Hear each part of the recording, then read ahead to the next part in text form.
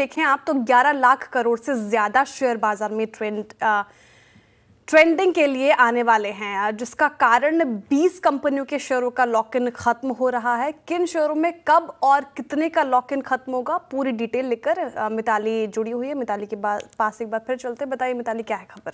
जी, तो मई के इस महीने में करीबन 20 कंपनियों का लॉक इन पीरियड खत्म होने वाला है और जो वैल्यू सामने आई है वो नोवामा की रिसर्च रिपोर्ट के माने तो 11.39 लाख करोड़ के शेयर्स इन वैल्यू यहाँ पे ट्रेड होते हुए आपको बिकने के लिए मार्केट में आएंगे। साथ ही वैल्यू में हम देखें तो स्विगी का सबसे बड़े कॉन्ट्रीब्यूशन यहाँ पे रहेंगे। सबसे ज़्यादा शेयर्स जो है स्विगी के यहाँ पे मार्केट में ट्रेडिंग के लिए अवेलेबल होंगे। स्विगी के 85% आउटस्टैंडिंग शेयर्स का लॉक इन खुलने वाला है इसी महीने।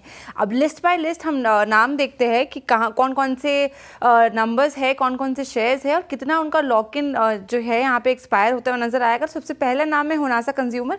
आज ही इसका लॉक इन एक्सपायरी डेट है और लॉक इन में शेयर्स थे 6.5 करोड़ के आसपास। लॉक इन वैल्यू है 19 करोड़ डॉलर्स की। इसके अलावा है रेनबो चिल्ड्रंस मेडिकेयर। इसका कल लॉक इन समाप्त होने वाला है। इसके भी 2 करोड़ के आसपास शेयर्स एक्सपायर होने वाले हैं। 32 करोड़ डॉलर्स का आंकड़ा सामने आया है। सेलो वर्ल्ड, सेजिलिटी इंडिया भी यहाँ पे शामिल नजर आएंगे। 7 मई और 12 मई को उनका लॉक इन एक्सपायर होने वाला है। साथ ही स्विगी की, जैसे मैं बता रही थी, उसका एक्सपायरी डेट है 13 मई। यहाँ पे जो शेयर्स का नंबर सामने आया है वो है 190 करोड़ के आसपास, लेकिन वैल्यू की मैं बात करूँ तो 712 करोड़ डॉलर्स का फिगर यहाँ पे हमें सामने नजर आता हुआ दिखा है। निवाबुपा की भी बात करें तो 13 मई को उसका भी लॉक इन समाप्त होगा। आधार हाउसिंग फाइनेंस, हेक्सावेयर टेक्नोलॉजीज, इनके आप स्क्रीन पे देख पा रहे हैं कितने शेयर्स की वैल्यू भी यहाँ पे लॉक इन इनकी एक्सपायर होने वाली है। साथ ही लिस्ट में जिंका लॉजिस्टिक्स भी शामिल है जिसका 21 मई को लॉक इन एक्सपायर होगा।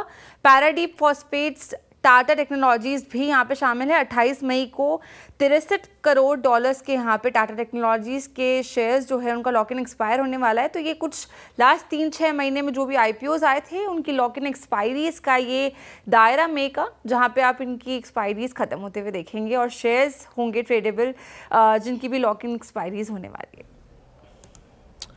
बहुत शुक्रिया इसका, आपका पूरी बातचीत के लिए। मैं आप जब बोल रही थी ना तो बार बार स्विगी को देख रहा था। स्विगी में एक सब्सटेंशियल, अगर आप देखें, लॉक इन खत्म हो रहा है और स्विगी 336 पे आईपीओ आया, अप्रॉक्सीमेटली मेरे ख्याल से 480 के आसपास, देन हाई लगाया 620 के आसपास, ट्रेड कर रहा है 337।